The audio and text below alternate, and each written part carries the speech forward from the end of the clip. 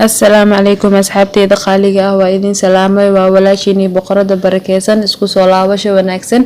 asxaabteyda qaaliga ah maanta waxaa inila wadaagi doonaa insha Allah sida guriga uu sameysan lahayd saliid qumbo oo aad u fudud runtii tintan waxtar aan la soo koobi karin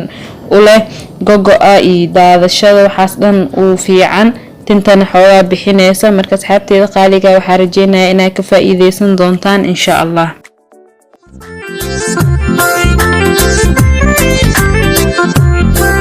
asxaabteyda qaaliga ah saliideeni qumbaha maanta waxaa ka sameysan doonaa insha Allah 10 xabo oo qumba ah waa qumbaha loogu talgalay in saliida laga sameysto waa qumbaha madowga ah oo aad u qalalan waa kan hadda u jeedaan waa 10 xabo oo qumba ah 10 xabo oo qumba ah marka wuxuu inoo noqonayaa nus litir oo saliida ah rajeynaa insha Allah idinkan waa idin tusi doonaa sida fudud aan guriga ugu sameysanayo insha Allah asxaabteyda ka faa'iideysi wacan asxaabteyda qaaliga ah u jeedaan qumbihi waa kana waa soo jabay 10 xabo biyihii waa ka soo bixiyay hadda wuxuu diyaar u yahay inaa soo hoolo waxaan ku soo hoolayaa makiinada lagu hoolo qumbaha waa kan waa u jeedaan asxaabteyda qumbihi waa soo hoolay baaquligan ku soo shubtay hadda waa shiidaneynaa waxaan ku shiidayaa biyo qandac ah waxa fiican biyo qandac in lagu shiido marka asxaabteyda qaaliga waa kan hadda qumbihi waa soo shiiday waa soo miiray igan raan noqda mani la wadaagin xoogaa video yuusan ku dheeraana isdhahay waa soo miiray waa kad baaquligan ku soo shubay hadda waxaa gelinayaa filinjeerka qaybta hoose wuxuuna ku jirayaa filinjeerka hal maalin iyo hal habeen qaybta kore ee barafka ma gelinaya qaybta hoose ay gelinayaa hal habeen iyo hal maalin ay gelinaya ma taabanay marka soo noqdo waa isla arki doonaa insha Allah asxaabteyda qaaliga ah waa kan hadda maalintii labaad waa qumbihi filinjeerka ayaa ka soo bixiyay waa u jeedana u maleena inuu soo adkaaday inkastoo qaybta hoose uu ku jiray qaybta kore aan gelinin qayb xaala qumbihi kordhan uu ka soo adkaaday hoosna waxa fadhiyo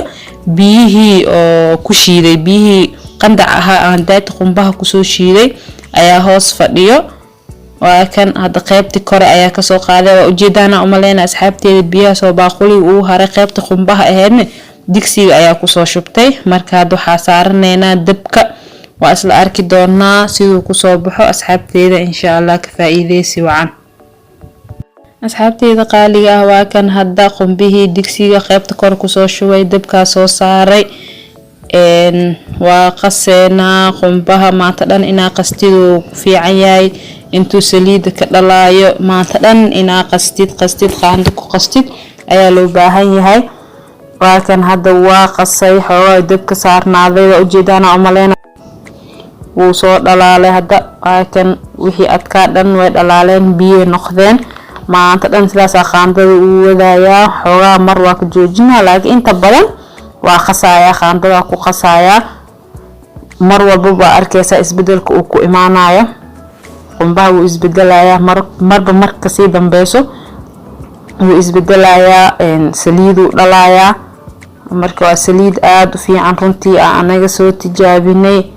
tinta way bixinaysaa go'go way ka yareynaysaa runtii anaga aad ayaa u bognay idinkan waxaan rajeynayaa inaad ka faa'iideysan doontaan asxaabteyda insha Allah waa kan hadda u jeedana u maleena soo isku soo bedelay uu soo adkaaday maanta dhan ina qaandada saas uu qastidaa la rabaa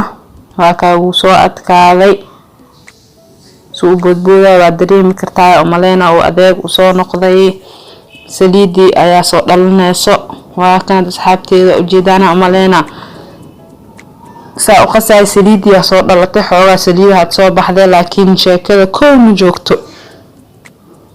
koow ma joogto maanta dhan waa qasqas ilaa waxaan dhan uu ka baabao oo xoogaa yar uu ka soo haro dabkaas uu heeris dabka aad ku sameynaysid asxaabteyda ha ahaayo dab daciif ah dabka xoog ah ma loo baahno dabka daciif ah ku ahaado ha ku gaabsanaado oo jeedana amarayna asxaabteyda saliid soo dhalanayso qumbihiin u sii yaraanayo marba marka dambeeyso qumbihi uu isbedelayaa saliid saas u soo baxaysaa runtii carafkiisana ma laga sheekeyn karo aad ayuu caraf badan yahay wallahi qumbaha aad ayuu carfayaa saliidaha kala ma la mid ahan runtii waxtar badan wuu leeyahay siiba marka tan guriga ku samaysatid sidaan fudud ayaan loo sameeynayaa. waxaan rajeynayaa asxaabteeda qaaliga inaad ka faa'iideysan doontaan insha Allah. Markaan hadda saliidii soo kormartay qumbihii dhan hoos oo isugu aruuray saana loo baahan yahay maanta dhan inaad u qasqastid oo saliidii ay soo baxdo qumbihii hoos wax yar oo guruf ah ama wax yar oo qashin ah amal inuu hoos ku haraa loo baahan yahay. inta badan ay saliid noqoto hadda waa kan saliidna soo kormartay wax yar oo qashin ah hoos ku haray. markaan xoogaa dajiskiisa soo dhow waa dajinayna wax yar kadib hadda saliidna soo kormartay waa arkoosiina maleynaya. waa kan asxaabteeda hadda waa soo dajiyay dhulka soo dhigay waa miireena marka waxoogaa weynoo qabowday inta qaboweysa sugay. ka hadda ujeedina amana saliid dhan kor soo martay wax yar qumbi iyo qashin aan oo hoos ku haray. markaas loo baahan yahay inaad dabkan xoogaa iska laciifi. hadda waa kan waa soo miiranay laakiin halka miiris kaliya ma ku filna mar labaad miiraya aan tiish ku miiraya. videogan waa soo gaabinaya asxaabteeda iga raali noqda. waa ka markaan markaa ku soo miiray baaquli oo ku soo miiray aan miirkii haddan tiisha ku miiray. asxaabteeda ujeedina amaleena waa kan caagan ku soo shubtay saliideeni nus liitarka ay idin sheegayo noqday weli wax yar baaquli ku sii hartay. nus liitarka weli wax yar wuu ka sii badan yahay 500 ml waaye adi bil ka badan oo ku heenaya. aksa ujeedin 500 ml waaye nus liitar waaye ما شاء الله runtii say carfoosane qofkii ag jooga dareemi karo wallahi. asxaabteeda qaaliga waxaan rajeynayaa idinka ka soo faa'iideysataan. like share iyo comment-gana xaqiina ka sugeena insha Allah. waa ku mahadsantiin daawashadiina. soo dhawaad asxaabteeda.